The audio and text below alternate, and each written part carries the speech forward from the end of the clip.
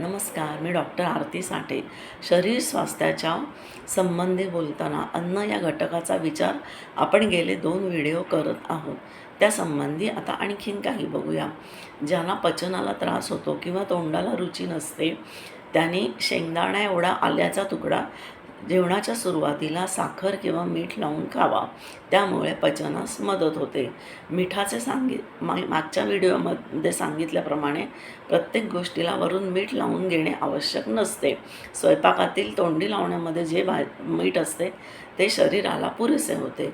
लिंबू मात्र कोशिंबीर, भाज्या आणि वरण भातावर अवश्य पिळावे.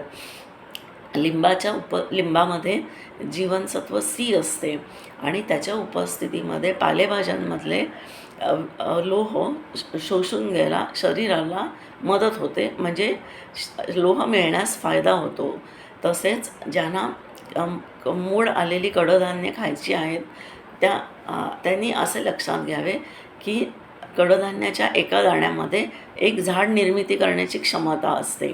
तर त्यामुळे ते सगळ्यांना कच्चे मोड आलेले धान्य पचतेच असे नाही, तर त्यांनी अशा लोकांनी कडधान्य ही थोडी वाफवून घ्यावीत, म्हणजे त्यांना पचायला सोपी जातील.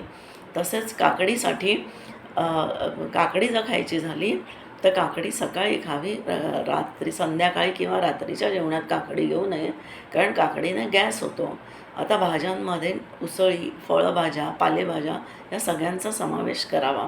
उसळींवर दही घ्यावे, म्हणजे उसळीतले जी पोषक तत्व आहेत ती आणि दह्यातली पोषक तत्व असे मिळून एक थोडेसे परिपूर्ण अन्न होण्यास मदत मिळते.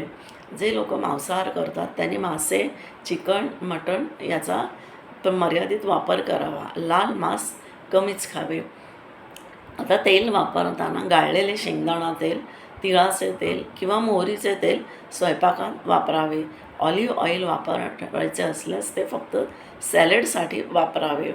आता फळे खायची झाली तर जेवणाच्या अगोदर अर्धा तास किंवा जेवणानंतर अर्धा तासाने फळे खावीत. ह्याचे कारण असे आहे की फळे ही कच्ची असतात आणि आपले जेवण हे शिजवलेले असते.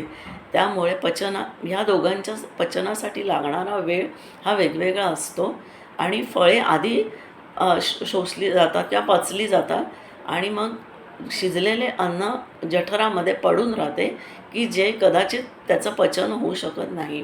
म्हणून फळे आणि जेवण हे एकत्रित घेऊ नये. ज्यांना लाल तांदूळ पचतो त्यांनी तो अवश्य खावा. ज्यांना पचत नाही त्यांनी आपला नेहमीचा भात खावा, परंतु भात खाणे हे टाळू नये. धन्यवाद.